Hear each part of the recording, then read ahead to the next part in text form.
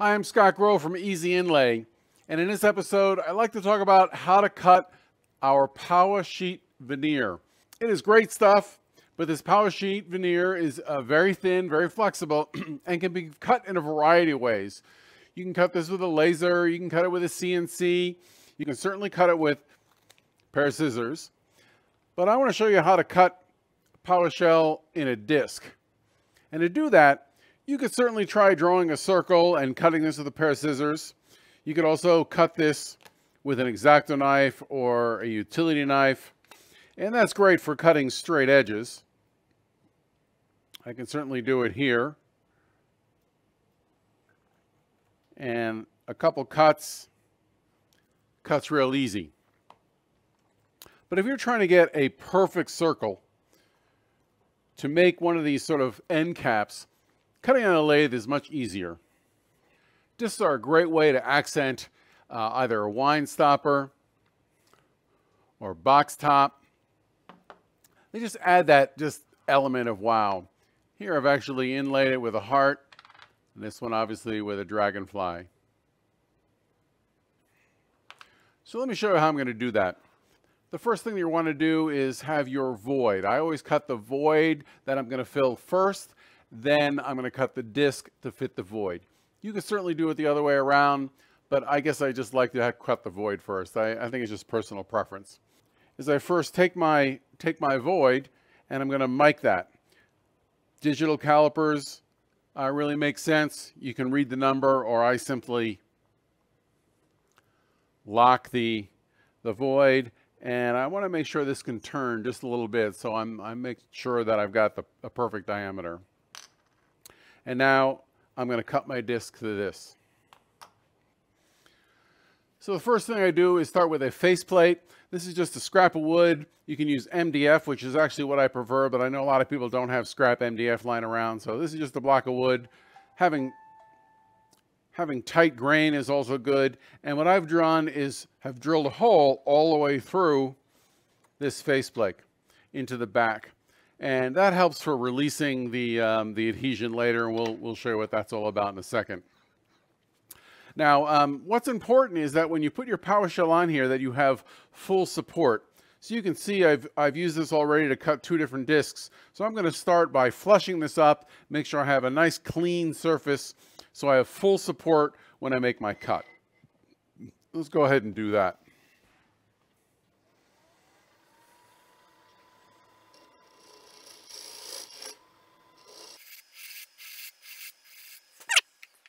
So next thing we want to do is seal this faceplate. It's always nice to use a tight grain wood, but in this case, I've used mahogany, sort of medium grain. I could seal this with CA glue, but I'm going to use UV cured grain sealer. This is a high solids grain sealer, and the beauty of it is it cures with UV light. Be sure you always have a good pair of UV sunglasses, and make sure that your torch or your flashlight is calibrated to the resin. In this case, I'm using the Solaris grain sealer, which is 385 nanometers. And I'm going to simply hit this for about 15 seconds. And now that is dry, and I can go ahead and sand that right up. And look how that powders up. So we've got a really quick way of sealing that end grain, and I'm good to go. I could do this with CA glue if I needed to. But most important is we now want to coat this with a couple coats of shellac. The reason being is that shellac is going to be a barrier coat that will dissolve with alcohol. So when I want to go ahead and release my Paua shell, a little alcohol will dissolve that bond. This is a great way of gluing stuff on, if you will, and being able to release it. So there's one coat. I'm going to turn this on and let that sort of dry for a bit. And I'm going to drop my lid. Took about a minute for that to dry. Go ahead, put another coat on. You can't have too many coats. And we'll let that go. So the next thing you want to think about is cutting your material. I have a scrap piece here that I've been using, so I think this probably works just fine. It might be a little longer than it is wider, so if I want, just to save a little material, I can go ahead and maybe mark this there and cut this. And I could use that for something else down the road. So I got myself a square I can cut my circle out of. One thing you will want to think about is that if you're starting with a whole sheet and you have sort of a 1.5 inch diameter circle, cut this thing to length first. That will give you a usable long strip that you can use for other inlays down the road, as opposed to cutting it across, and then you'll only end up with sort of shorts that you could use, but certainly not for a long inlay around a vessel or something like that. So I'm good with this size here. We're going to go ahead and mount this to our faceplate. So to help to get this mounted on the center of this faceplate, I'm just going to score a line to kind of give me a general sense of where I'm cutting. So in this case, I've got my ID dimension, and I'm going to start marking it from the outside. I'm going to use the tips of my digital calipers to score a line on here, just ever so slightly. But I want to sort of work from the outside in. So I'm going to put a score line here and only touch the downside of this. I don't want to touch both tips because that could sort of flip up on you.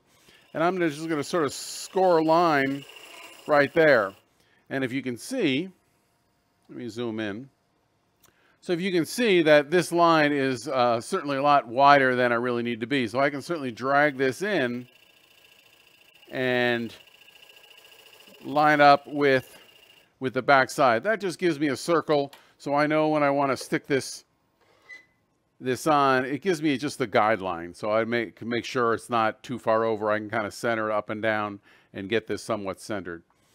The PowerShell veneer has a PSA, a pressure sensitive adhesive, on the back, and this stuff is really sticky.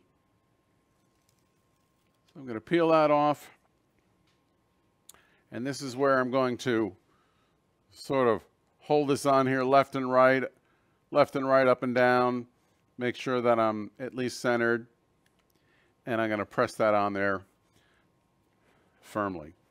So now we're good to go.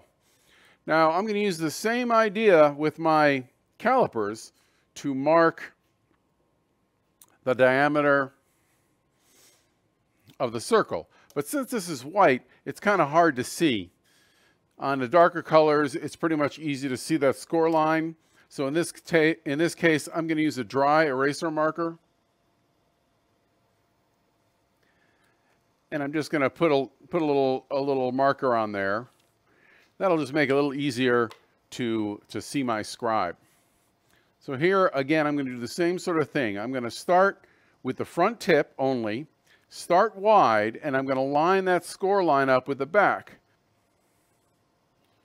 This score line here, you can see that? See how I'm moving that line in? And I'm going to slowly bring that in until it lines up with the back. So that's really the size of the disc. It's not a bad idea to make a little larger once I make the cut, and I can always move that in. So I'm going to bring this up to full speed. So to make this cut, I certainly like the EasyWood tool. This is their detailer. This is a carbide tip, really fine point, and cuts through the PowerShell really well. One thing you should be aware of, that PowerShell can be hazardous to breathe, so you want to make sure you use a respirator or dust mask to avoid that dust. So when I go ahead and cut this, I do not want to go straight in, because what that's going to do is going to make a beveled edge. So I'm going to take my inside cutting edge, and I'm going to turn my cutter so it points perpendicular.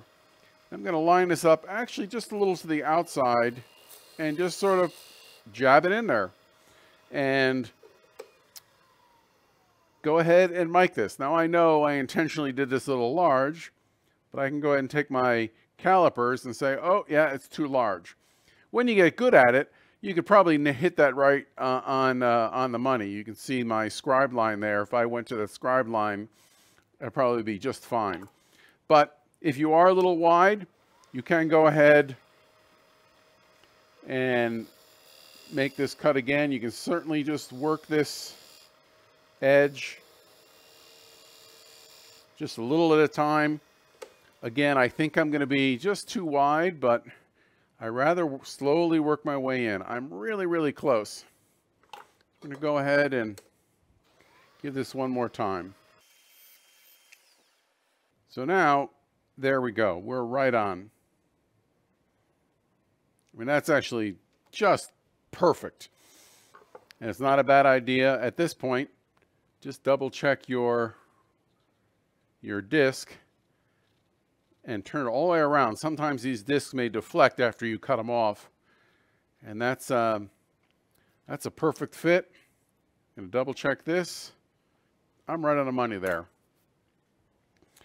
So the next thing I want to do is remove this from the faceplate. And this is where it gets a little tricky. But before I do that, since I use the dry erase marker, I'll use a little denatured alcohol. Slow my lathe down. Just clean all that marker off. So to cut this thing off, I like to use these retractable utility blades. They're great. You can break them off and keep the tip sharp. But in this case, I do not want to use that tip. I want to use the cutting edge.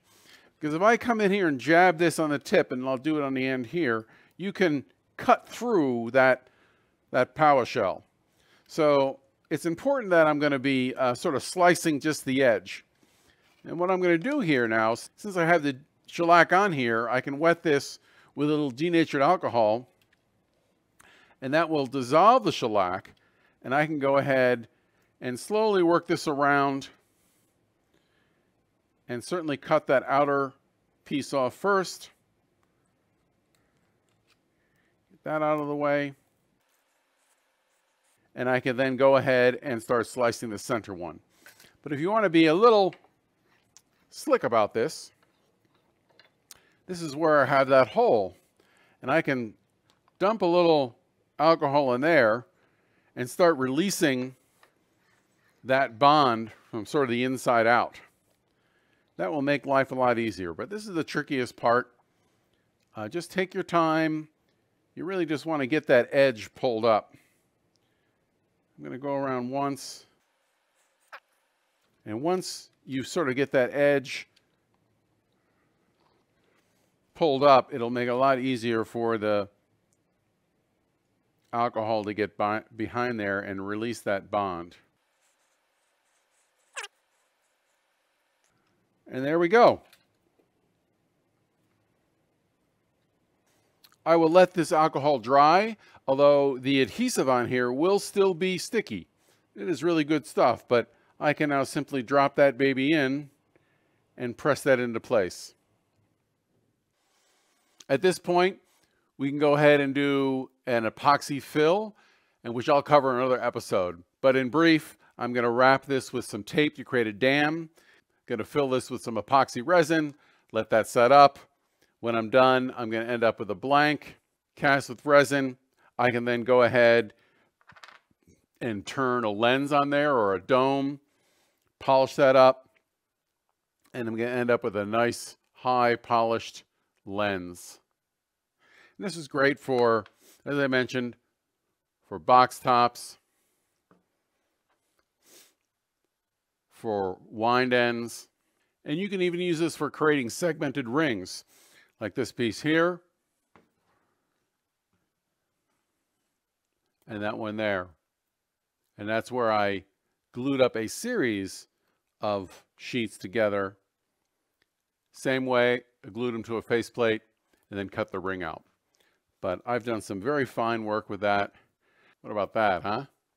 Okay, well, I hope you enjoyed this, and stay tuned. We're going to be posting how-to videos on each step of the process to how to do all sorts of exotic inlays. Hope you enjoyed this. Please subscribe. Thanks for watching.